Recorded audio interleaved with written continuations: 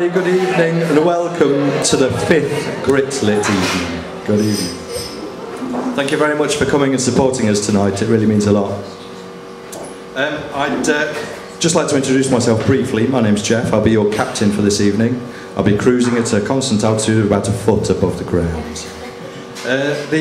Just a quick reminder as well for the people that have not flown with us before, just a reminder to turn off your mobile phones for tonight's performances, if that's okay. Thanks very much. So that's the business side done with. I'd just like to give you a brief overview of tonight's GritLit performances. We've got 8 writers, all reading excerpts of their recent work for you. GritLit is a showcase for the most innovative, the most cutting edge, most interesting, most novel, interesting work that's a slice of life. It's a sort of gritty reportage from the world of literature and also live lit circuit. So, without further ado, I'd like to introduce the first act tonight. We're very pleased that you could join us tonight. It's Mr. Dan Su.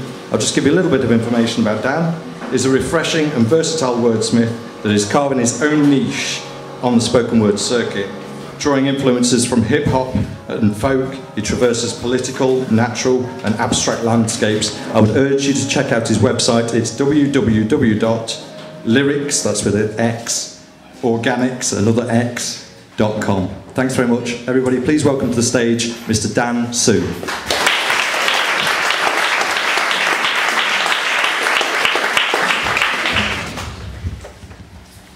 Right, how are we doing, people?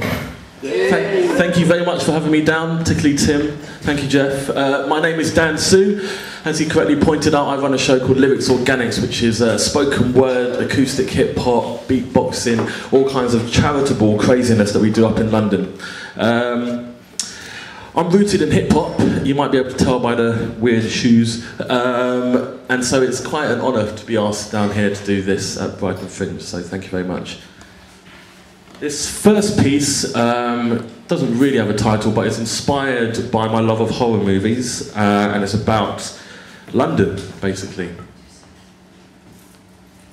A sinister soundscape with apocalyptic lyrics that make Hitchcock wake and shake in his grave when the vocal cords vibrate. Make no mistake, take it from me. Lately I've had the craziest dreams. Maybe a nightmare, but it seemed I woke up and London was empty. No people in the streets, not a soul in the buildings. An eerie, peculiar silence, but no signs of life. Car doors open, keys still inside. Find fags on the floor, still alight. Next to shoes and half-eaten food. Then I realised, what would you do with nobody in the city but you? Walking alone, gazing amazement, my footsteps echoes on the echoes on the echoes on the pavement. London, there for the taking, and all I'm contemplating, misbehaving. See, any other day I can't afford shit. So I bill a spliff and hit Selfridges. The supermarket sweep up on Bond Street, set up speakers, rave up in Hamleys. Can't drive, but now the time to start. Teeth of bus joy ride in Hyde Park. Wheels spinning in Buckingham Palace. I wander in and take a piss in a chalice. Gratuitous mischief in Parliament. Sniffing off the back bench just to offend. What would you do with nobody in the city but you? But after a bit, the novelty wore thin. That second reality set in. Start sweating as the sun set in. A quiet London is quite unsettling. Like the day of reckoning is threatening. Imagining vultures instead of pigeons. If I screamed, no one would hear a goddamn thing. Nobody to talk to, no hustle, no buzz, no pirate radio, and empty clubs. Pubs is shut. Give up walking, not even girl them to relieve my boredom. London, the sum of its parts, equals the sum of its people. So in my dreams, logically, that city is nothing without me. Thank you.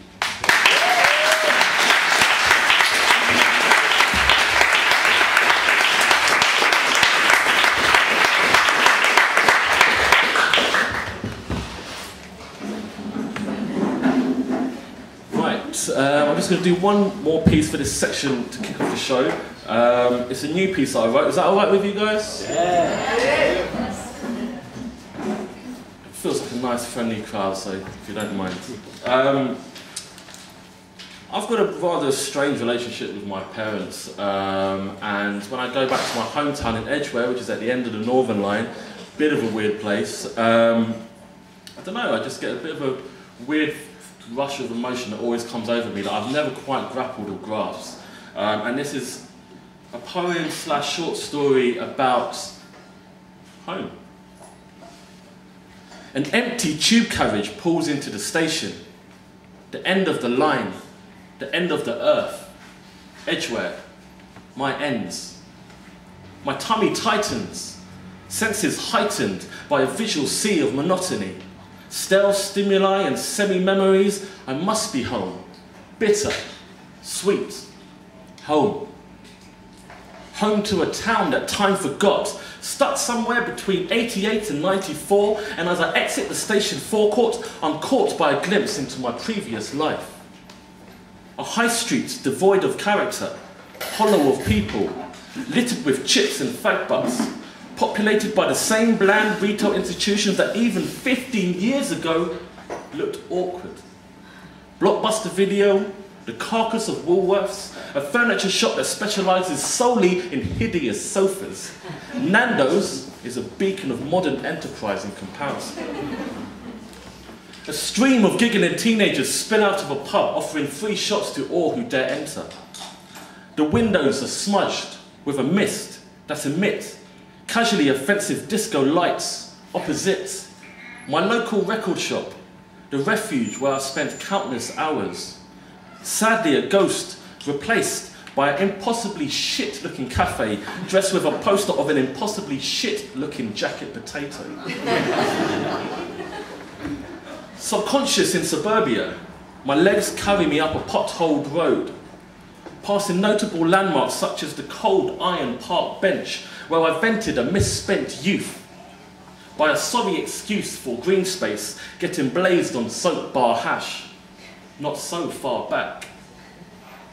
As I approach my family residence, I feel a tingle of habitual alarm, like I should check my pocket for drugs, check my breath for drugs, check my eyes for drugs.